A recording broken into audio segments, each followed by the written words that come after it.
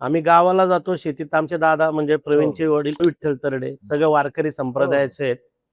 त्यांच्यामुळे ते कीर्तन, काला हे सगळं आलं आणि शेती कंपल्सरी आहे. बरं. ते आपल्याकडं तू मुळशी पॅटर्न बघितलेला आहे, त्याच्यामुळे शेती इकायची नसते, राखायची असते. हो, टॅगलाईन असते ती. सुरुवात आपल्यापासूनच असते ना ती. त्यामुळे आमच्या दादांनी म्हणजे प्रवीण दादांच्या यांनी की आतापर्यंत 1 इंचही जमीन विकलेली नाही. बरं. त्याच्यामुळे आम्ही बरं भात शेतीचे प्रामुख्याने आमच्याकडे, त्यामुळे आम्ही हं.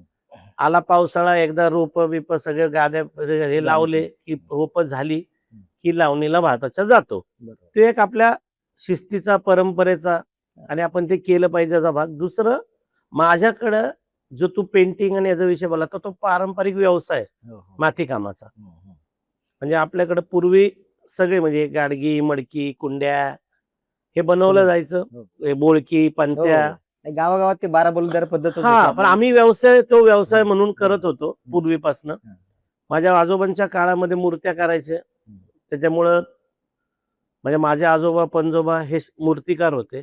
त्यामुळे गणपतीच्या त्या काळातल्या सगळ्यात हायेस्ट उंच मूर्त्या ते करायचे. वडील माझे करत होते. बरोबर. त्याचे साचे-बिचे आपल्याकडे बनवले जायचे. तर ती परंपरा आपली आहे.